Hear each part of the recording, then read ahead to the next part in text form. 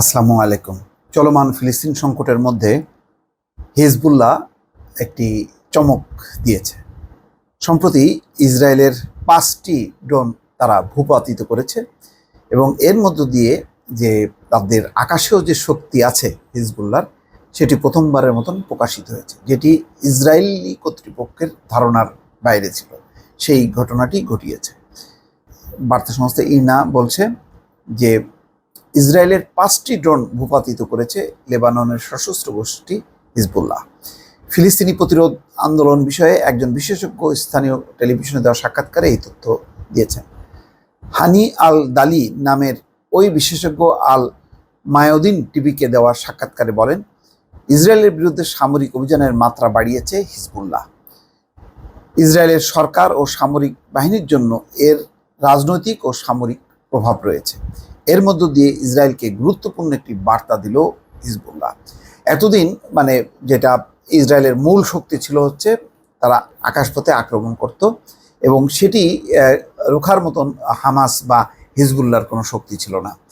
যেহেতু এরা আঞ্চলিক গোষ্ঠী, সশস্ত্র গোষ্ঠী, বিভিন্ন দেশ তাদেরকে সাহায্য করে, ফলে একটা সীমিত পরিমাণ তাদের সামরিক শক্তি, কিন্তু জনসমর্থন ব্যাপক।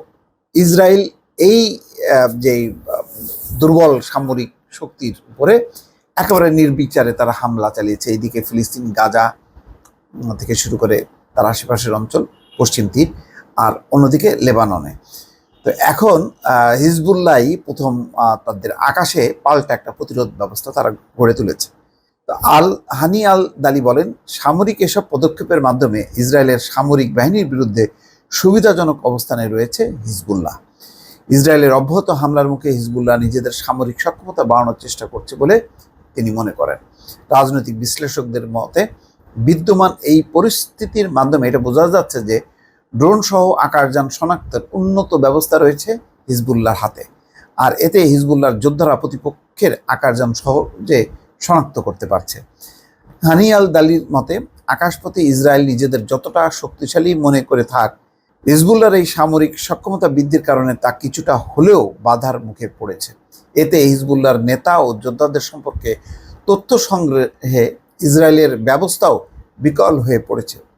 ফিলিস্তিনি প্রতিরোধ আন্দোলন বিষয়ে বিশেষজ্ঞ হানি আল দালি মনে করেন, হিজবুল্লাহর এমন অগ্রগতি ইসরায়েলকে অনেক কিছু করার বিষয়ে নিরুৎসাহিত করছে। একই সঙ্গে এসব বিষয়ে হিজবুল্লাহ ও গোষ্ঠীটির সমর্থকদের মনোবল বাড়িয়েছে। অর্থাৎ ইসরায়েলের যে মূল ভরসা ছিল যে আকাশপথে হামলা করা, সেটি যখন প্রতিরোধের মুখে পড়ছে, তখন ইসরায়েল একটা থমকে গেছে, বা তাদের মতন ইচ্ছা করে যে তারা আকাশপথ দিয়ে যেখানে সেখানে যত্রতত্র হামলা চালাবে, সেই জায়গাটি এখন অবরুদ্ধ হলো বা কিছুটা হলেও স্লথ হলো।